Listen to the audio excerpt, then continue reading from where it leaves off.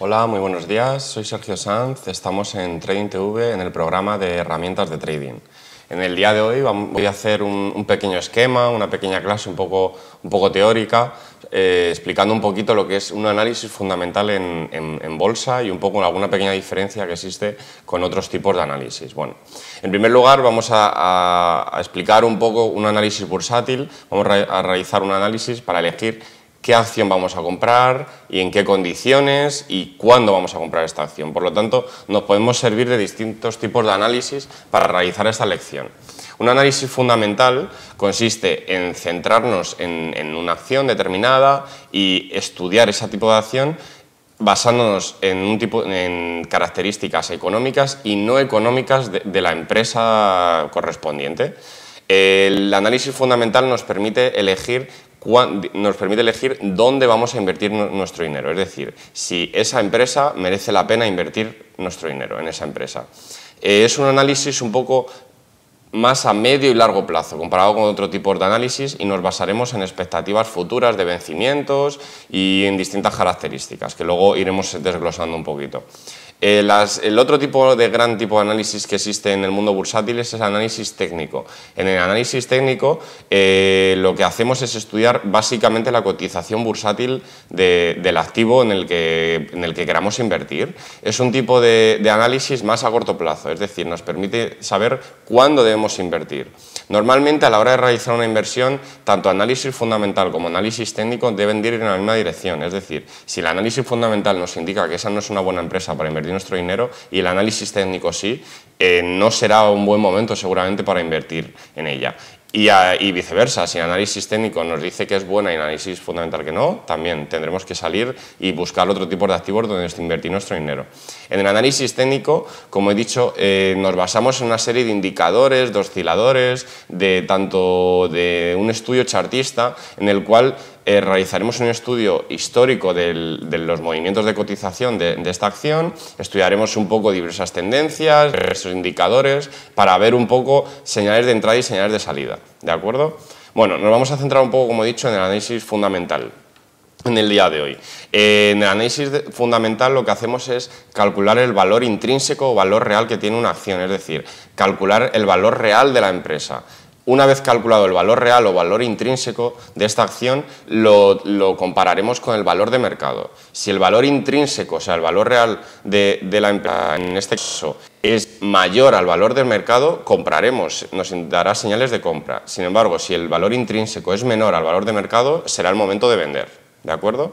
Como he dicho anteriormente, es una visión más a medio y largo plazo y nos da señales un poquito de estimaciones y diversos parámetros. Bueno, el valor intrínseco, como he comentado también, es el valor teórico de la acción según una serie de fundamentos económicos y no económicos. Es decir, en un análisis fundamental no solamente nos centramos en valores económicos, sino también en otro tipo de parámetros.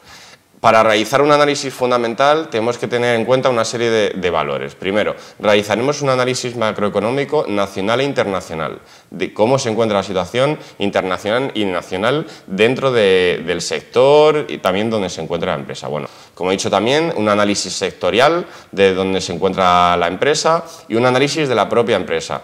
Posteriormente ya haremos la comparación entre valor intrínseco y el propio valor de la empresa. El análisis fundamental puede ser de dos tipos: top-down y bottom-up. En el top-down lo que hacemos es, vamos primero de los valores macroeconómicos internacionales, luego macroeconómicos nacionales, sectoriales, empresa, y luego realizamos la comparación entre valor intrínseco y valor de mercado. El bottom-up es justo al contrario. Empezamos por la parte inferior, análisis de la empresa, análisis sectorial, macroeconómico nacional, internacional, y luego hacemos la comparación entre valor intrínseco y valor de mercado. Bueno, voy a explicar un poquito dentro de estos escalones, un poco en qué nos tendremos que fijar. En valores macroeconómicos tendremos que fijarnos en todas las noticias que veamos que presentan los distintos gobiernos o incluso decisiones de los Estados, uniones europeas, etc. Serán, por ejemplo, de mucha importancia, por ejemplo, el PIB, el desempleo, déficit público, inflación, tipos de interés, etc. Tendremos que estar muy atentos porque todos estos parámetros producirán movimientos también en el mercado y producirán distintas formas de ver la acción. Luego, también tendremos que hacer un análisis sectorial. Tendremos en cuenta la regulación del sector y sus aspectos legales, barreras de entrada y salida, competencia, posicionamiento, exposición a oscilaciones del mercado, la tendencia del propio sector a corto y medio plazo, etc. Por último, también realizaremos un análisis de la propia empresa, en el cual haremos dos tipos de divisiones. Un análisis con una valoración general, en el cual incluiremos la valoración no financiera, es decir, estudiaremos la competencia, imagen de marca, clientes, análisis DAFO, accionariado, etc. Y luego una valoración netamente económica, en la cual distinguiremos tres tipos de ratios: ratios de balance, ratios de rentabilidad y ratios bursátiles. Iré diciendo algún ejemplo de alguno, pero bueno, sobre todo tener en cuenta una visión general un poco de cómo se encuentra la empresa en todo este tipo de ratios, de solvencia económica, de hacer frente a las deudas, etc. En cuanto a los ratios de balance, podemos, por ejemplo, algunos ejemplos: ratios de liquidez, de tesorería, ratios de disponibilidad, de endeudamiento, etc. Luego existen muchos ratios de rentabilidad, que también nos dan señales de cómo se encuentra la empresa: rentabilidad económica, rentabilidad financiera, también el grado de apalancamiento financiero que se encuentra en la empresa, el umbral de la rentabilidad si lo cumplimos, etc. Luego también nos tendremos que fijar, como he dicho, en los ratios bursátiles, es decir, algunos ejemplos son capitalización bursátil, capitalización social, valor contable, dividendo, etcétera, tasa de crecimiento esperada del beneficio, etcétera. Tenemos un montón, ¿de acuerdo? Dentro de estos ratios bursátiles, uno de los que cabe destacar es el PER, el Price Earning Ratio. Nos permite analizar la relación que existe entre la cotización de la acción y el beneficio de la propia empresa. Por lo tanto, nos indica cuántas veces nos paga el mercado dicho beneficio. Por lo tanto, es muy importante este tipo de ratio. Nos permite comparar empresas, siempre tienen que ser dentro de un mismo sector. Escogeremos siempre aquellas empresas que tengan un PER más bajo. Cuando comparemos dos empresas, siempre la que tenga un PER más bajo. Los que tienen un PER negativo, las desechamos. Por lo tanto, es un indicador también bastante común. Otro, por ejemplo, el cash flow, valor contable, el PEG. Tenemos muchísimos, que son de vital importancia.